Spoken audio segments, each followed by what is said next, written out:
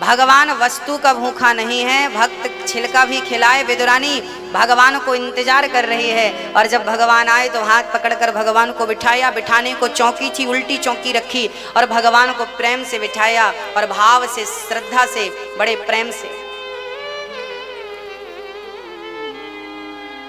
फल तोड़ कर ले आई, केला लेकर बैठ गई, छीलती जा रही है, फल को फेंकती जा रही है, छिलके को गोविंद को देती जा रही है। भगवान छिलकों का भोग लगा रहे हैं। एक बार भी विदुरानी ने देखा नहीं कि मैं क्या खिला रही हूं, वो भाव में डूब गई। जब तक मेरा पता था तब तक उसका पता नहीं था, अब उसका पता चला तो मेरा पता नहीं है। यही है ईश्वर को पाने का एक सूत्र। जब तक आपको आपका पता रहेगा तब तक आपको उसका पता नहीं चलेगा। समझ रही हो मेरी माँ मैं क्या कह रहा हूं? जब मुझे मेरा, मैं कौन हूं अभी मुझे पता है, मैं अनिरुद्ध हूं, मैं आपके बीच में बैठा हूं, कथा सुना रहा हूं, अभी मुझे सब पता है। जब मुझे कुछ पता नहीं रहेगा मैं कौन हूं, कोई पूछे कि तुम कौन हो, क्या पता मैं कौन हूं। जब अपने अंदर भी, जब मैं कहता हूं ना चीटी में कृष्ण को, इसमें कृष्ण को, इसमें कृष्ण को, उसके बाद अपने आप में कृष्ण को देखो।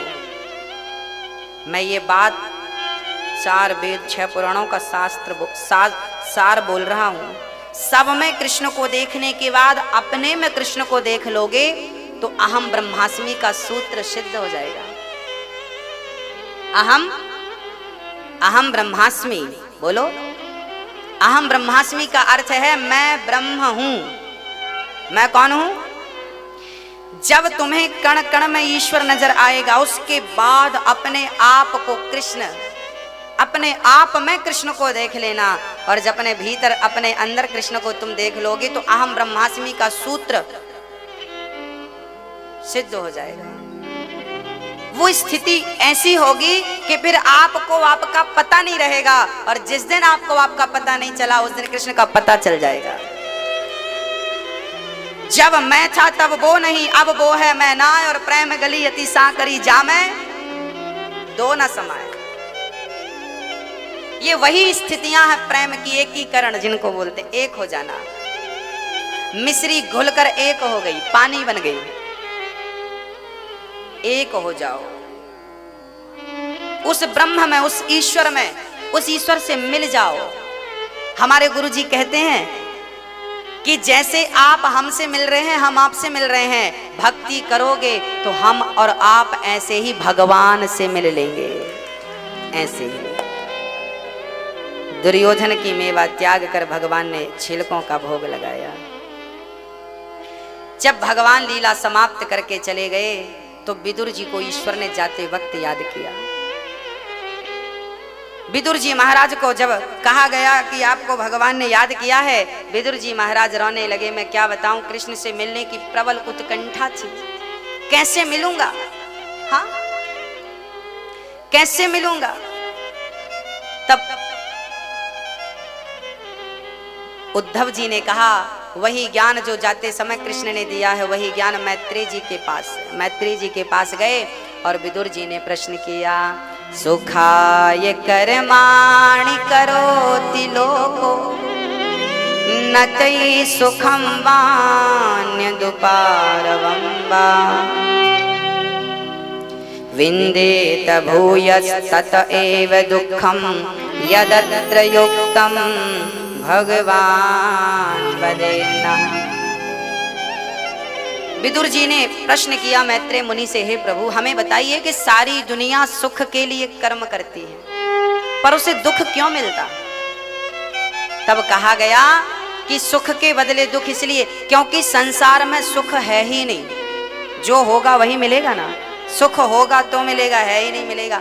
आप लोग सुख ढूंढते हैं, पूरी जिंदगी आपकी सुख खोजते खोजते अब सुख मिलेगा। शादी नहीं हुई, शादी हो जाएगी सुख मिलेगा, हो गई। अब बच्चा हो जाएगा तो सुख मिलेगा, हो गया। अब बच्चा पढ़ लिख जाएगा तो सुख मिलेगा, पढ़ लिख गया। अब बच्चे की दुल्हन आ जाएगी तो सुख मिलेगा, आ गई। अब बच्चे का बच्चा हो जाएगा तो सुख मिलेगा, आ गया। नाती पढ़ लिख जा, फिर वही रिपीट। पूरी जिंदगी सुख की कामनाएं करते करते सुख को चाहते चाहते निकल गई पर सुख मिला नहीं। लड़कपन से जवानी, जवानी से बुढ़ापा आ गया, पर कृष्ण है कि अभी तक उनका पता क्यों पता नहीं है? क्योंकि आपका पता है। ए साहब, हमें जानते नहीं, हम कौन जानते नहीं हमें? जब तक तुम अपने आप को जानते रहोगे, जनाते रहोगे, तब तक मैं तुम्हें लिख कर देता हूं, तुम कृष्ण को कभी जान नहीं पाओगे। सबसे पहले ये गुरूर छोड़ दीजिए कि मैं कुछ हूं तुच्छ। मैं अपने गुरुजी के पास गया, मैं हमेशा कथा में कहा करता हूं ना, मैं कौन हूं? अपने आप को तिनका समझना चाहिए। क्या समझना चाहिए? मैं कौन हूं? मेरी हैसियत इस तिनके से ज्यादा। मैं अपने गुरुजी के पास गया 17 तारीख को। मैंने गुरुजी से कहा, गुरुजी मैं इस भाव से चलता हूं कि मैं तिनका हूं। जब मैंने गुरुजी से कहा कि गुरुजी मैं तिनका हूं आपके चरणों का, गोविंद के चरणों का, तो गुरुजी की आंखों में आंसू आ गए। गुरुजी ने कहा, बेटा तुमने अपने को तिनका मान रखा है? मैंने कहा, गुरुजी मैंने समझा नहीं आपकी बात को। गुरुजी ने कहा, बेटा ये तिनका किसी की आंख में डाल दो ना, तो ये तिनका आंख फोड़ सकता है। ये तिनका आंख फोड़ सकता है। ये तिनका बहुत कुछ है बेटा, ये तिनका भी बहुत कुछ है। अब इस तिनके के तुम एक काम करना कि 1000 टुकड़े करना, और फिर उस 1000 टुकड़े का एक भाग लेना, फिर उसका 1000 टुकड़ा और करना, और उस 1000 टुकड़े का एक टुकड़ा लेना, फिर उसका 1000 टुकड़ा और करना। उसके बाद जो बचे तो समझ लेना कि मैं वही हूं।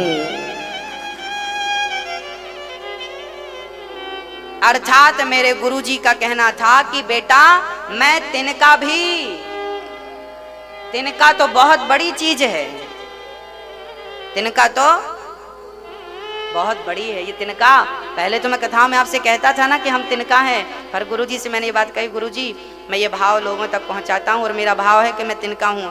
गुरुजी बोले, बेटा ये मत कहा करो कि मैं तिनका हूं। तिनका तो मैं हूं ही नहीं, तिनके से भी तिनका, तिनके से भी तिनका, तिनके से भी तिनका, तिनके से भी तिनका। जो तिनका का एक छोटा सा कुछ बचेगा ही नहीं, जो मैं कुछ भी नहीं हूं, सीधी बात है, मैं जीरो हूं, शून्य हूं। क्या हूं मैं? जीरो। ये मेरे गुरुजी ने कहा।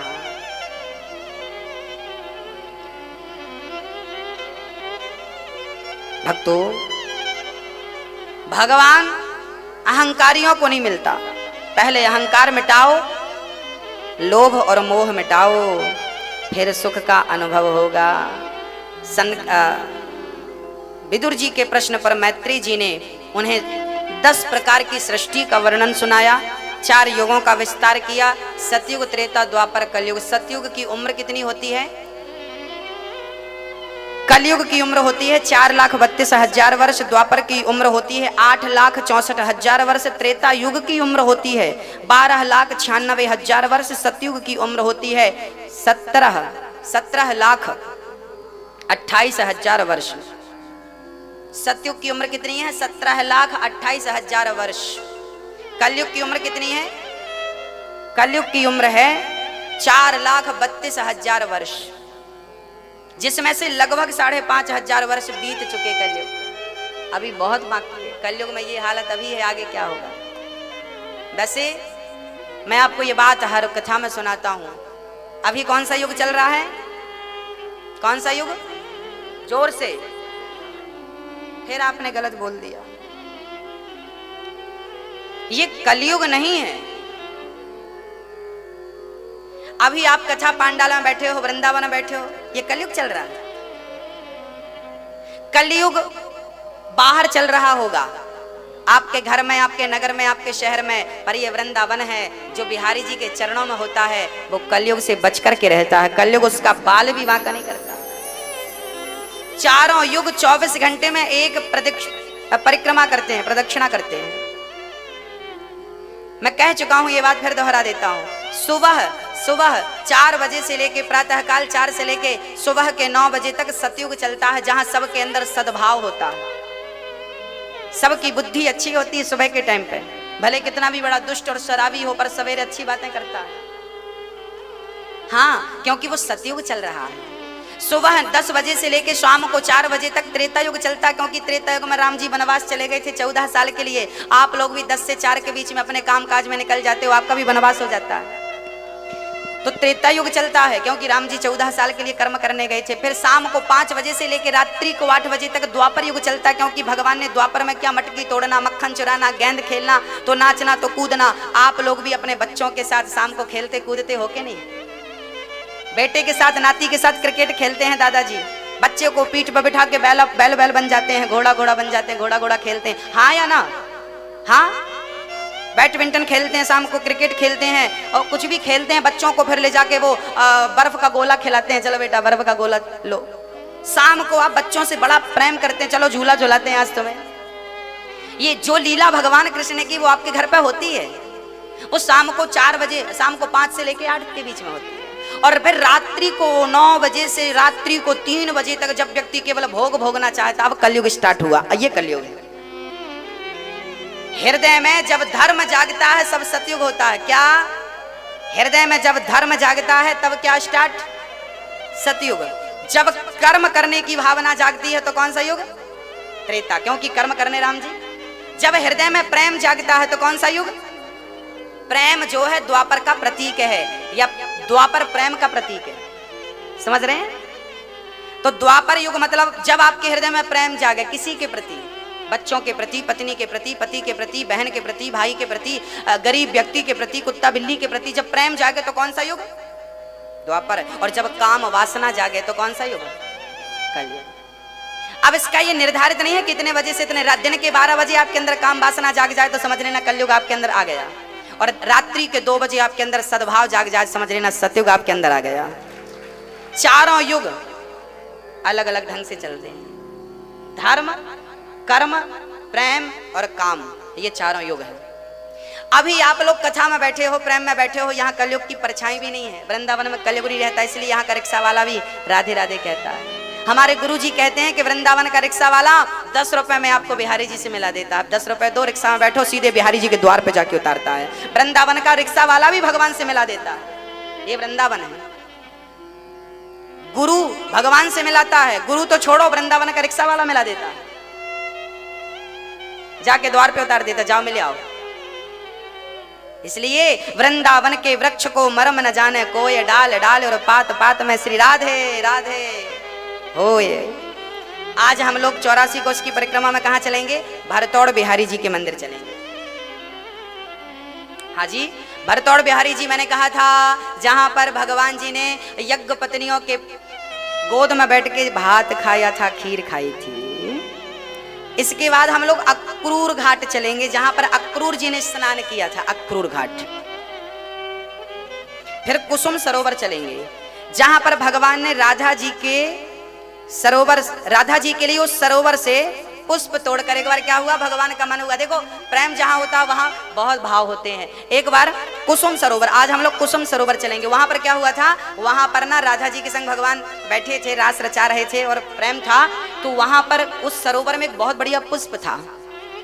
तो राधा जी को लगा कि ये भाव आया कि ये पुष्प मिल जाए, तब भगवान खुद उस सरोवर में जाकर पुष्प तोड़कर लाए और अपने हाथों से राधा जी की चोटी पर चोटी गूंथ करके, जैसे माँ बेटी की चोटी गूंथती है ना, ऐसे चोटी गूंथ करके और भगवान ने पुष्पों को लगाया था राधा रानी की चोटी में। वो कुसुम सरोवर है, वो दर्शन आज होगा। आज राधा कुंड, एक बार क्या हुआ था, एक राक्षस आया था बछड़े के रूप में, है? बछड़े के रूप में बनकर आया था।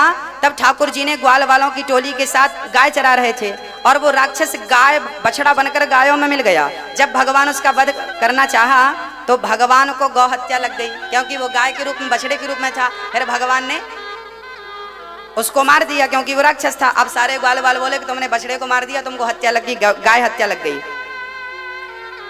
तब राधा जी ने कहा कन्हैया अब मैं तुमसे बात नहीं करूंगी और मिलूंगी नहीं। कब तक? बोले तुम्हारी ऊपर गाय की हत्या का कलंक लग गया, जब तक ये गौ हत्या का कलंक नहीं मिट जाता तब तक मैं आपसे बात नहीं करूंगी और मिलूंगी नहीं, स्पर्श तक आप हमें नहीं कर पाओगे। तब कृष्ण ने राधा से पूछा कि देवी अब तुम ही बताओ कि मैं क्या करूं कि मुझे इस पाप से मुक्ति मिले। तब राधा जी ने कहा कि आप अपनी बंसी से एक कुंड बनाइए।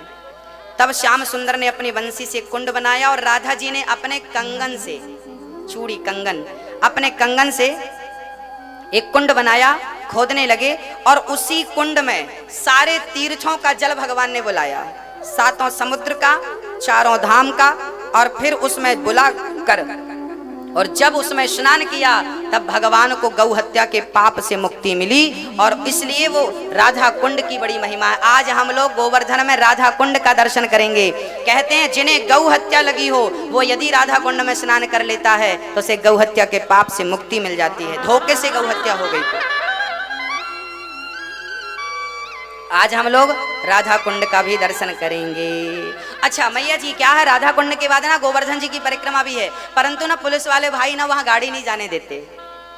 तो आप लोग फिर रिक्शे से कर लोगी? हाँ या ना? करना है परिक्रमा तो फिर बता दो, प्लानिंग वैसी कर लें।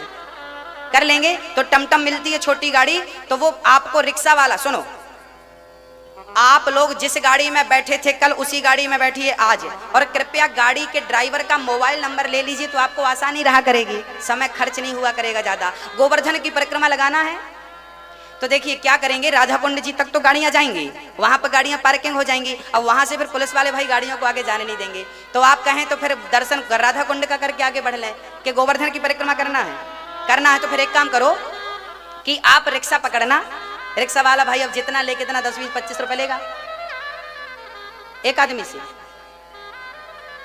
है? पूरी परिक्रमा का लगभग 100 रुपए लेगा रिक्शा वाला।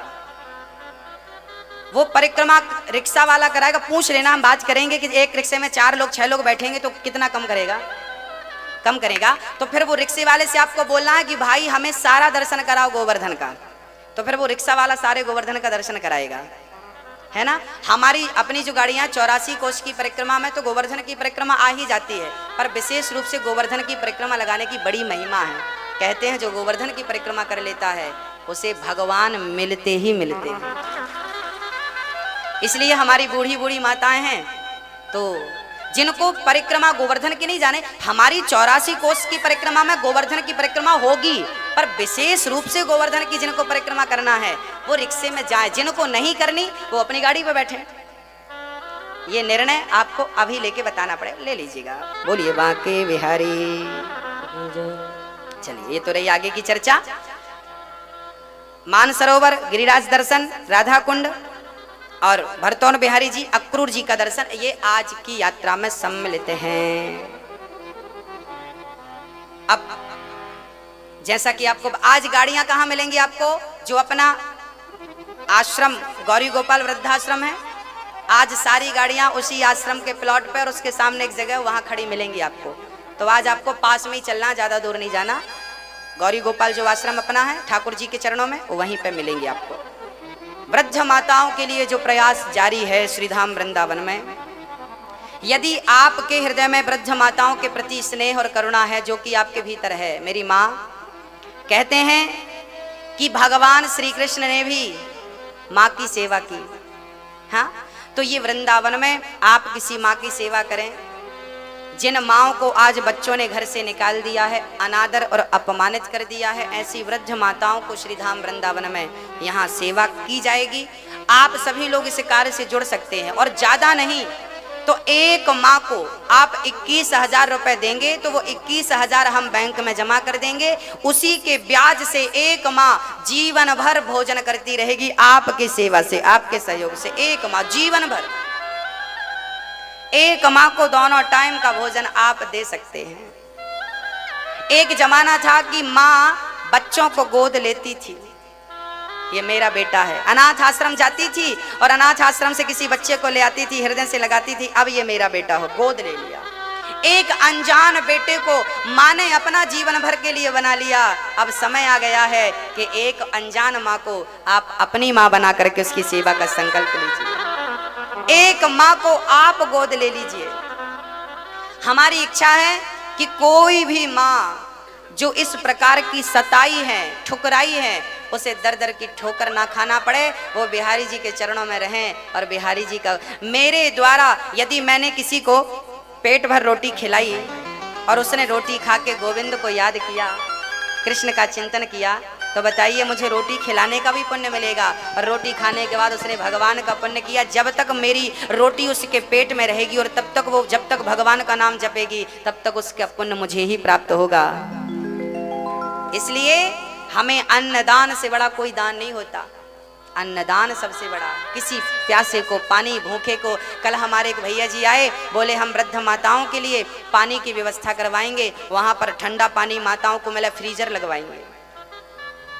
आप लोग भी, हमारी एक मैया आई, वो माँ आ जाएं, बोल रही थी कि हम भी एक कमरा बनवाएंगे और कमरे में अपनी वृद्ध माताओं के लिए, हमें भगवान ने योग्य बनाया है, आपको योग्य ईश्वर ने बनाया है, तो आप कमरा बनवा सकते हैं। आप अपने लिए, जब आपका वो कमरा आपका रहेगा, भगवान ना करे कभी आपके जीवन में ऐसा धर्म संकट आए,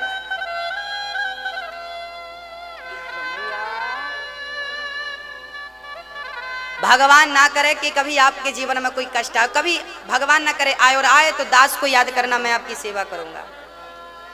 आपको ईश्वर ने सामर्थ्यवान बनाया है, तो इस आश्रम में एक कमरा आप अपने लिए बनवा लीजिए। जब मन करे आप आइए, वो कमरा आपका रहेगा, एक चाबी आपके पास रहेगी। जब मन करे आप आओ, और जब आप नहीं रहेंगे तो उनमें मेरी बूढ़ी वृद्ध माएं रहा करेंगी।